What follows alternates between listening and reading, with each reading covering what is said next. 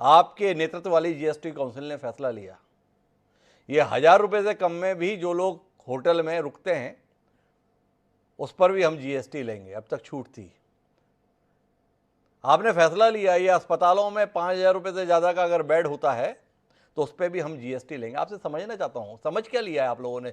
इस देश में वाकई लोगों की जेब में पैसा इतना आ गया है कि छलक रहा है, तो सरकार अपना कटोरा लगा दे रही है कि वो पैसा हमारे पास आ जाना चाहिए, बचना नहीं चाहिए किसी के पास में भी। 1000 रुपये के होटल में आजकल मिलता क्या है?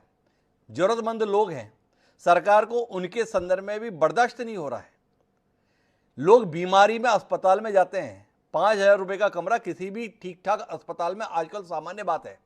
आप उसमें भी अपना मुनाफा खोज रहे हैं। एक मरते हुए आदमी के साथ में भी सरकार व्यापार करना चाह रही है। क्या यही एक संवेदनशील सरकार की निशानी है? क्या यही दीनदयाल उपाध्याय जी का एकात्म मानववाद है? क्या यही दीनदयाल जी का अंत्योदय है? क्या यही समाज सेवा का सही चरित्र है? ये जानने में बड़ी दिलचस्पी देश को है। धीरेन्द्र दयाल जी, आपके इन लोक लुभावन फैसलों के संदर्भ में भी थोड़ी दलील मिल जाए। लूक पोल रोकने के लिए आपने ये पैकेज वाले पे टैक्स लगाया, ये अस्पताल में टैक्स लगाने की नई शुरुआत जो आपने की है, और इस प्रकार से आप बाकी होटल के संदर्भ में किए। 1000 रुपये से नीचे का कमरा, मतलब 100 रुपये में कमरा मिल रहा है धर्मशाला में तो भी आपको टैक्स चाहिए, 150 रुपये में मिल रहा है तो भी आपको टैक्स चाहिए। कोई आपने ये नहीं कहा है कि 1000 रुपये तक, 1000 से नीचे भी है तो आप चाहे धर्मशाला में भी रुकेंगे, सरकार को उसमें अपना हिस्सा चाहिए। तुमने रात अगर किसी पक्की छत के नीचे गुजारी है अपने घर से बाहर, तो उसके लिए तुम्हें हमें टैक्स देना ही पड़ेगा। ये नजरिया वाकई ठीक है? तो मैं क्लैरिफाई करता हूं, जो आपने इशू अभी छेड़ा है, बहुत बहुत स्ट्रॉन्ग वर्ड्स आपने यूज किए हैं। तो शायद आप भूल गए कि यही सरकार है जिसने आयुष्मान दिया है जी। आयुष्मान की जो फैसिलिटी दी है वो इसी सरकार ने दी है कि आपका जो भी होगा 5 लाख तक का सरकार बियर करेगी। वो इसी सरकार ने दिया क्योंकि वो गरीब आदमी को, देश की आम जनता के पक्ष में खड़ी है।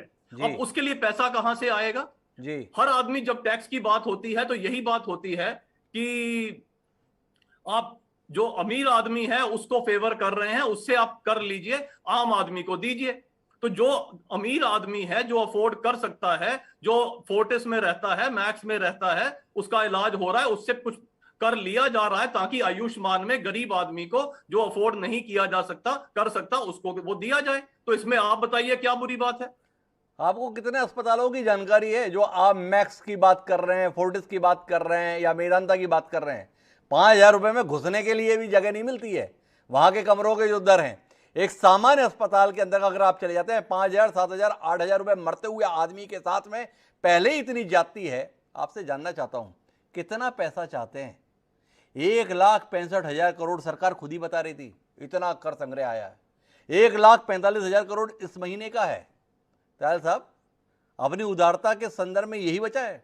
आयुष्मान योजना कमाल की योजना दी, इस जेब से पैसे निकाले 100 रुपये, उसके बाद 50 रुपये हमें वापस कर दे रहे हैं। देखो हमारी उदारता, ये देखो हमारी दानवीरता। कुल मिला के यही नजरिया नहीं है आपका? आपका मतलब सारी सरकारों का? नहीं नहीं, बिल्कुल नहीं है। यही तो मैं कह रहा हूं, आप उस इतनी बड़ी स्कीम को, जो दुनिया की सबसे बड़ी मेडिकल वेलफेयर स्कीम है, आप उसको बिल्कुल बिलिटल कर रहे हैं। कि जो आदमी आप कह रहे हैं कि मिलता क्या है, तो कौन आदमी, जब उसको 5 लाख रुपया सरकार दे रही है तो उसका इलाज हो रहा है। जन औषधि का प्रबंध एनडीए की गवर्नमेंट कर रही है ताकि जो आम आदमी है, जो अभी सस्ते भी किए गए, अभी ऑर्थोपेडिक एड सस्ते किए गए, स्टेंट्स को सस्ता किया गया ताकि आम आदमी तक वो पहुंच सके। इस देश का कोई भी आम आदमी जो हेल्थ फैसिलिटी है उससे वंचित ना हो। मेरा सीधा सवाल है आनंद जी, फिर जाके मैं के पास जाना हूं। उससे पहले धीरेन्द्र जी आपसे आखिरी सवाल है मेरा इस चरण के अंतर्गत। अगर आपके ये फैसले सही हैं तो फिर पहले आपने इन्हें छूट के दायरे में क्यों रखा था?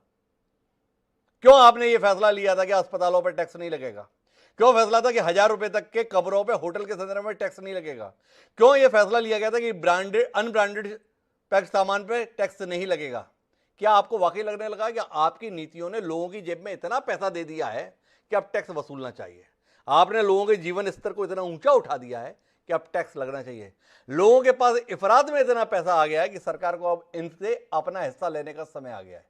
तो थोड़ा धीरे धीरे रोशनी पड़ जाए, क्या वाकई लोग बहुत समृद्ध हो गए?